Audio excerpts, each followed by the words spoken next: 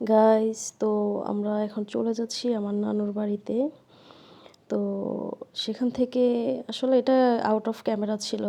তো নানুর বাড়ি থেকে আমরা আবার চলে গিয়েছিলাম হচ্ছে আমার মামার শ্বশুর বাড়িতে। তো সেখানে আমাদের ইনভাইট করা হয়েছে। আসলে গ্রাম্য পরিবেশ তো খুবই ভালো লাগে। তো সেখানে আমরা সবাই ইনভাইটেড ছিলাম, তো সেখানে আমরা গিয়েছিলাম।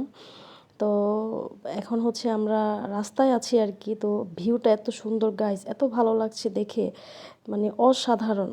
দেখেন খুবই ভালো, মানে প্রকৃতির যে এত মানে একটা সৌন্দর্য, এটা আসলে রাস্তায় বের না হলে কিন্তু বোঝা যায় না।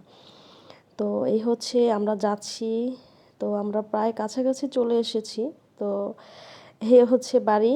তো এখানে দেখছেন আসলে শীতকাল ছিল, তো এখানে সবাই সবার মতো করে আছে। তো এই চান্সে আমি ভাবলাম যে একটু ভিডিওটা করেই ফেলি। তো দেখতেই পাচ্ছেন একদমই গ্রাম্য পরিবেশ, আমার কাছে খুবই ভালো লেগেছে সেখানে। ওইখানে সময়টা কাটাতে খুব ভালো লেগেছে। আরেকটা জিনিস আপনারা দেখতে পাচ্ছেন, সেটা হচ্ছে যে ওই জায়গাটা আমাদের জন্য রান্নাবান্না হচ্ছে, দেখতে পাচ্ছেন। তো আরেকটা জিনিস হচ্ছে যে গ্রামের বাড়িতে হচ্ছে চাল গুঁড়ি করে যে সিস্টেমটা থাকে, এটা অলরেডি এখানে হচ্ছে, আপনারা দেখতেই পাচ্ছেন। তো এটা আসলে খুবই ভালো লাগে। এখন তো যেই বর্তমান যে সময়টা, এখন তো মেশিনে চাল গুঁড়া করে তারপর হচ্ছে পিঠা বানানো হয়।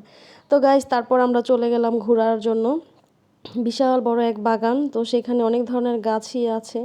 তা আমরা চিন্তা করলাম যে এখানে অনেক সুন্দর সুন্দর দেখলাম যে থানকুনি পাতা আছে। তা ভাবলাম যে যেহেতু ওই যে ওইখানে দেখা যায় আমার মামাকে, তো এখানে অনেক বাচ্চারাও আছে আমাদের সাথে, তো থানকুনি পাতা তোলার জন্য বসে গেলাম।